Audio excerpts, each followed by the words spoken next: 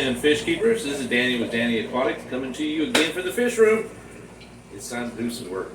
So I started noticing on this one, it's kind of early in the morning, the lights haven't come on in the aquarium. This 150 by African cichlids, mostly haps and peacocks. It's got an FX-6 and it's got a HOB in the back hanging. I'm not sure what brand it is in the back. I'll have to look it up. But it's a pretty reliable HOB. And I started noticing that I'm getting micro bubbles coming out of the return. And I've watched other videos in the past. I've had to do this one to the FX-6 in front in the bedroom. You have to actually take the motor apart, clean the magnetic paddle wheel, that actually the little turbine that turns the water.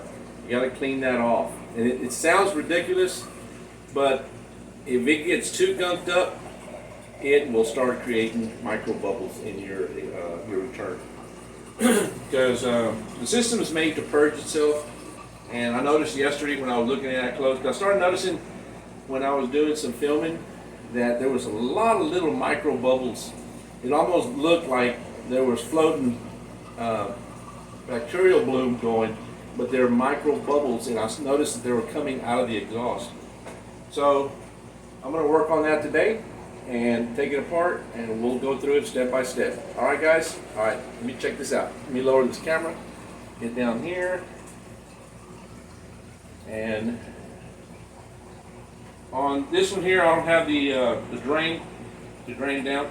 So I'm going to do is close the the return, and then leave the exhaust running for a little bit, and hopefully it might, I'm not sure. You might have to open the bottom valve to let air come in, but we'll see what it does. If not, I'll have to just remove it the way it is, and hopefully I don't spill too much water, because this thing is heavy. So let's get down to this thing, and let's get it going. Let me get my little light. All right, I'm going to move some of these containers out of the way here. Got extra filters. I keep this on a little pan, and it's like a little serving tray. I don't know if you can see it down there. Let me lower it down a little bit. You can see that red tray under there. And it's just in case you spill a little bit of water and stuff like that, so just so it won't go all over your woodwork and stuff. So let's put my little headlight on so I can see a little better. So what I'm going to do is probably close the intake, water coming in, and the out going out. Hopefully it will draw some water.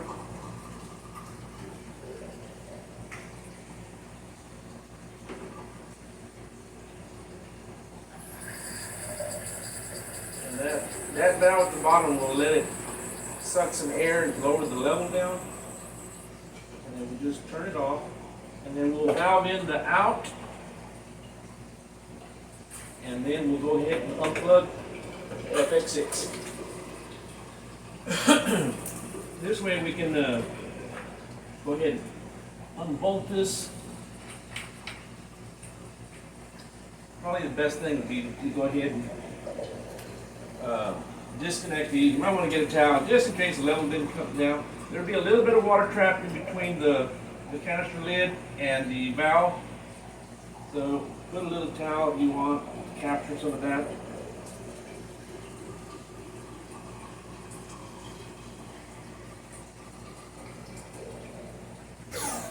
Well, that had a vacuum. And just disconnect those two, because we are going to pull this canister out of here. And no drippage, just a hair, a bit of water there. So we're going to take this thing out of here. It'll be easier to work on out here, and then this in there. And this way, if I do make a mess, it won't be in there.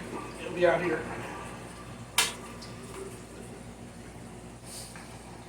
Make sure if you take this off, make sure you put it back. It has reverse threads, and then cut that little cap to secure that little white cap on there. Make sure that valve is closed when you're done. Alright, let's take this thing apart. I'm going to try to salvage everything I can. I don't want to lose any of the beneficial bacteria that's built up in these filters, the media. So my main goal is to clean that bulb out, or that little motor impeller out. Alright, let's see what we got. I think it's probably going to be kind of dirty, but it's not too bad. It's actually pretty clean. It's actually pretty clean because I use an intake filter instead of the screen that it comes with. I took that off and I've adapted it to using these filters. They're about 6 inches long, got about a 1 inch hole or a 3/4 inch hole. And at least once a week what I'll do is I'll swap these out, rinse them out, and put the other one back in.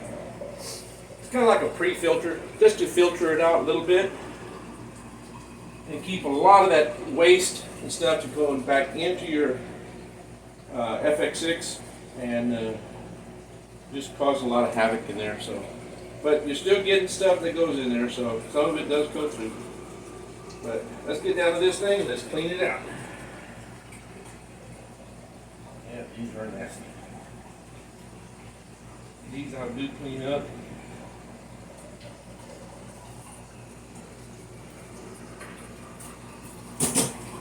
Let me get my bucket. I'll be right back with y'all guys.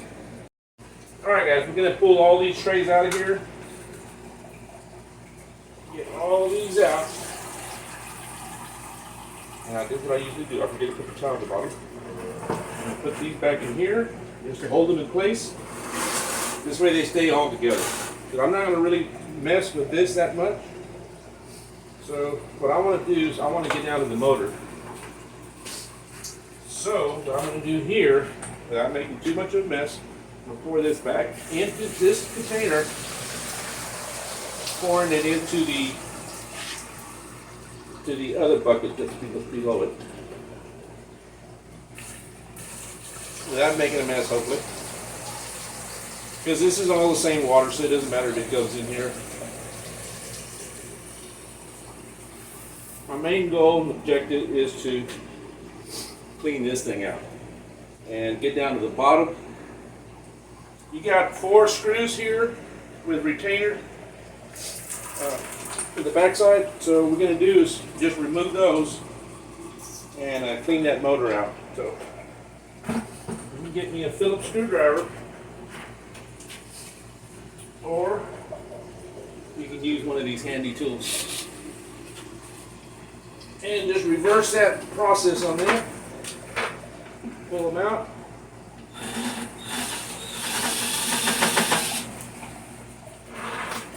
It might not be long enough. It'll be the bottom ones, but nope. I don't have my long screw on there. So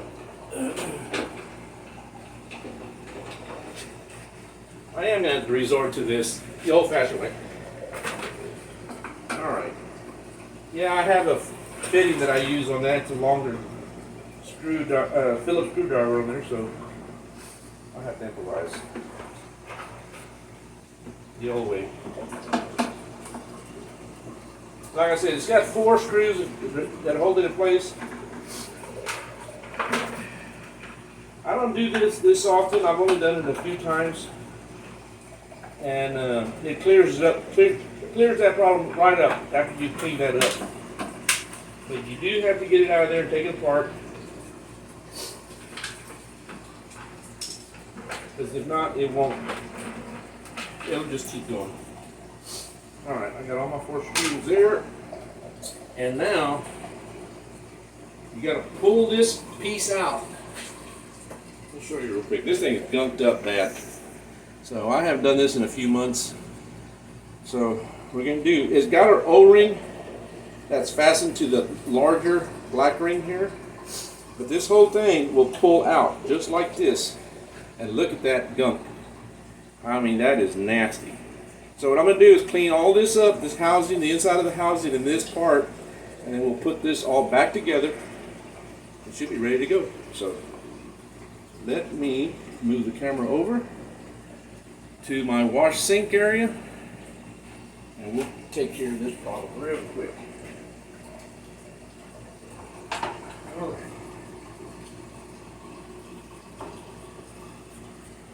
Set down there. I don't want this thing to spray me everywhere. Make sure it's hooked up. All right. That's what just comes right off. I love having this sink and this nozzle and everything that I have inside. Before I used to have to run outside, clean everything up, bring everything back inside. It was such a hassle. But it's convenient to have inside.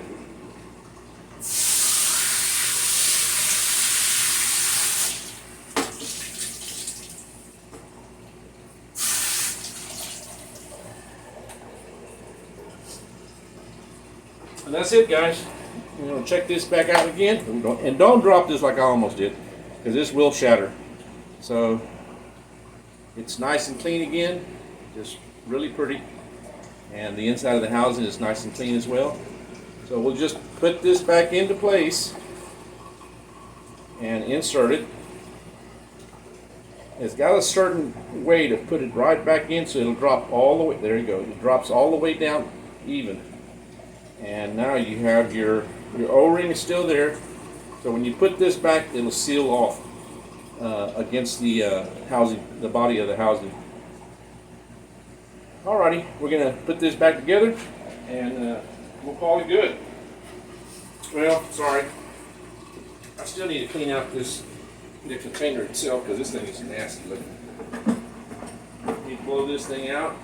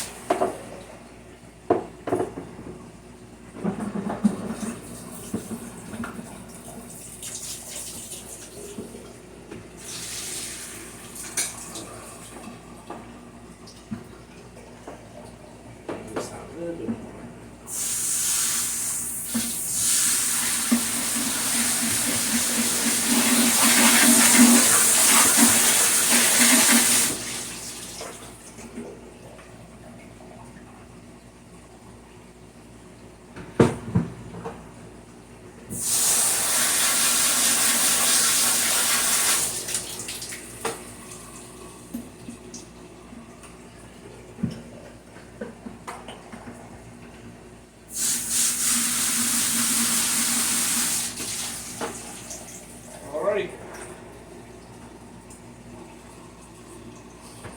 I'm going to have to wipe down just a hair in here.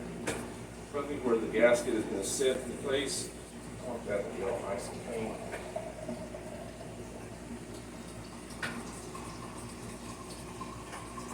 Give it another quick rinse. Sometimes you'll get a bunch of sand build up in this area because those fish will stir up a lot of sand. So make sure you clean it up thoroughly. You don't want too much of that sand because it will gouge up that little magnet after a while. So she's nice and clean again, so she's ready to go. Alrighty, guys. I made a mess down here. Some of this stuff, a little bit spilled out on my tray. This is my leak tray that I use.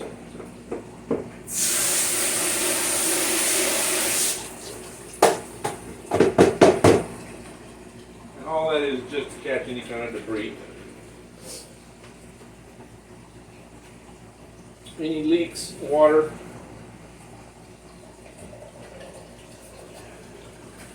Alright, let me move y'all back this way so you can see what I'm doing. try to dry everything back up before I drop everything in here. Dry the container off. But it eats me up knowing that I'm seeing water come out somewhere, but it's because I didn't dry it and I'm thinking I got a leak somewhere. So, if you're like me, dry everything off pretty decent, especially the outside. It is aggravating sometimes, even my tray. Alright. That down, put this in here. Now, we're going to put, there we go. Now we're going to put this piece back. And make sure your O-ring is set and your impeller is all the way in.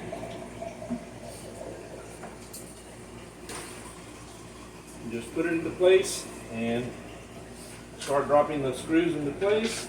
They'll line up. This thing is self-lining anyway, so just drop them in. I still practice the crisscross method of snugging these up. And screw them in one. And then go across and do the opposite one. Catty corner to it.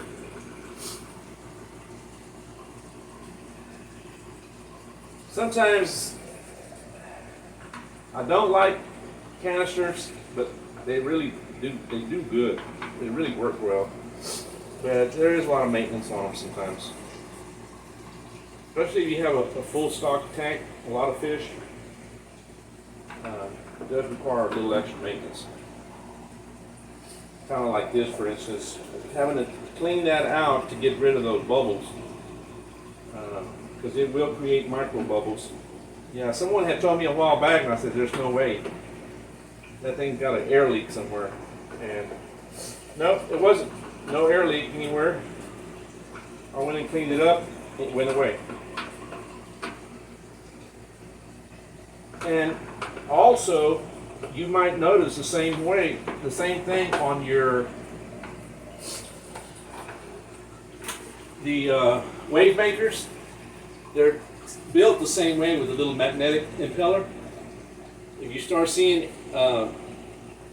micro bubbles in your tank, those can actually produce micro bubbles as well. So every so often you have to clean those up as well. So it'll make a big difference to get rid of that stuff.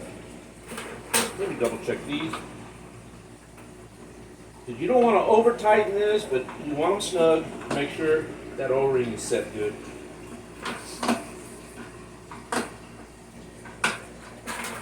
All right. Now, bring this back over. I'm going to put this back into place.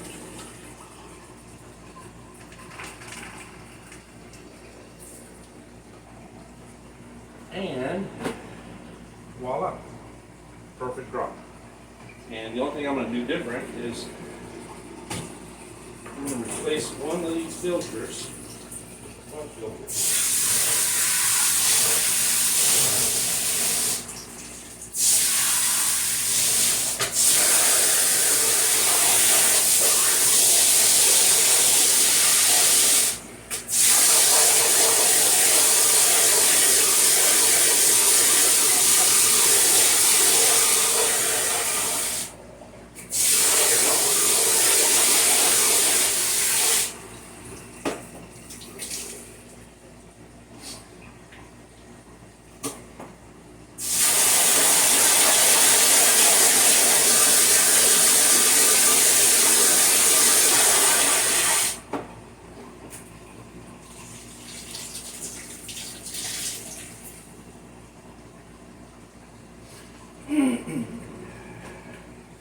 I use black sponge filters for the top. This is my mechanical, my filtration, and I use some polyfill, the stuff that I make and cut out myself. And the rest of the tank is set up with nothing but biological media. I'm thinking of changing them out and maybe put just crushed lava rock or maybe even matrix. So, but for now, all this has been working well. So, what I'm going to do next is I'm going to have to add some water to this. I'm going to add a little bit of both of these in here into this tank. Because I did upset this tank, this canister. So I'm going to put at least 1 cup of prime in here. Put it in here. I'll probably put 2. That'd be good. Just add a little bit. It's only about 5 gallons of water. Shake these up real well. I'm going to add 2 cups of stability. And that should be more than enough to cover the difference in this 5 gallon canister. Alrighty. Now, since I have this here, I will fill this back up somewhat. Everything else is closed. Double checking to make sure you're not going to be filling everything else up on the ground.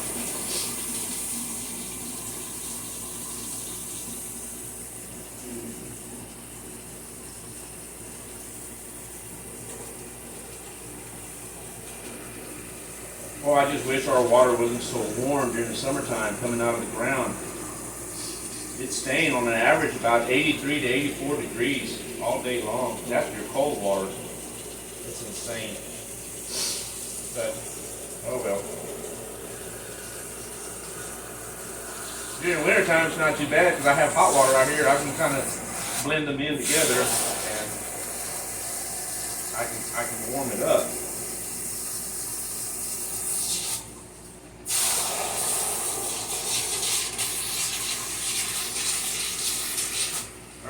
That's going to be probably about 80% full, so that should be plenty. So now all I got to do is put this back into place and start fastening everything back down again. Yep.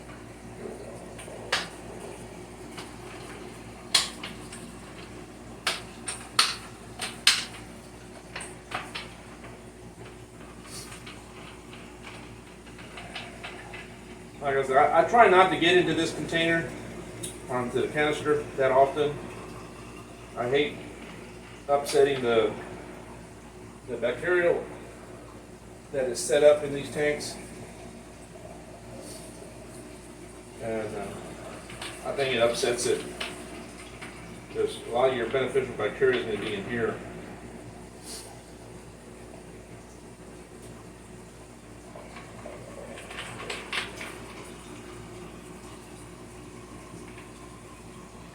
And these don't have to be super tight, just finger tight. Just start crimping it down too much, you'll start bending stuff. And you don't want to bend stuff too bad. Just put a little tension. Try to dry it as much as possible. Don't want no drippage everywhere. Then I start worrying that I got a leak somewhere. Alrighty.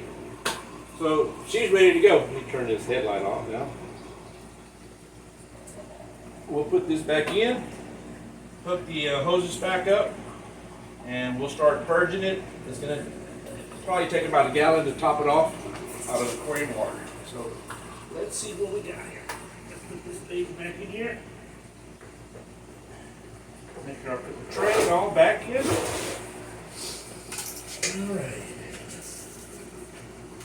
She's ready to go. Move back here. Get the out. The out's going in first. And you'll hear that little snap when it clicks on. Now you've got a good seal and a good joint there. All right. I usually twist and pull up a little bit just to make sure that they didn't messy. And they're in place. So what I do is I wait to plug it in until I start opening these valves. And what I do is I'll open the out first and then the in. and you'll start seeing some return coming back, and it's not much, and you'll see the bubbles start appearing in the tank where the air is coming back in.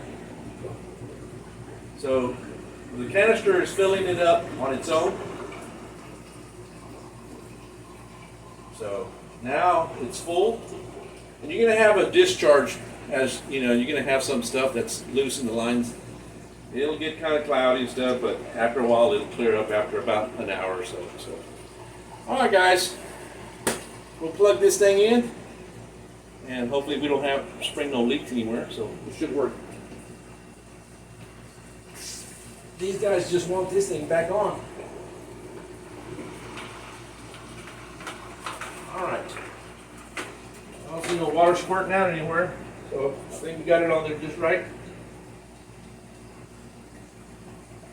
All the valves are open, everything's in place, plugged in, no leaks, and we got a good water flow, massive water flow, so that's good. That's what I like to see.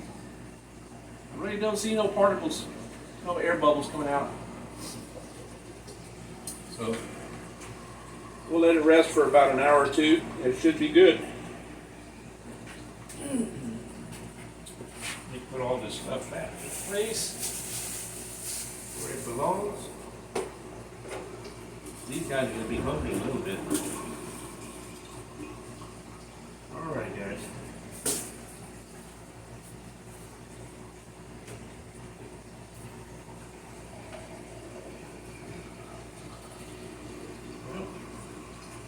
Spilled some water there somewhere.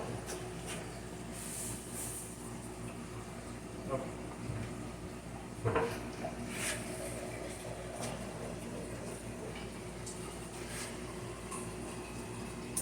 Alright, guys, that's what it takes to do an FX-6 full clean down to the impeller. So thanks for watching, and I need to go get ready. I got things to do. So y'all have a wonderful day, and if you haven't liked and subscribed, hit those buttons, guys. Thanks a lot, and I appreciate you being with us. And we'll catch you on the next video. Take care. All right, bye.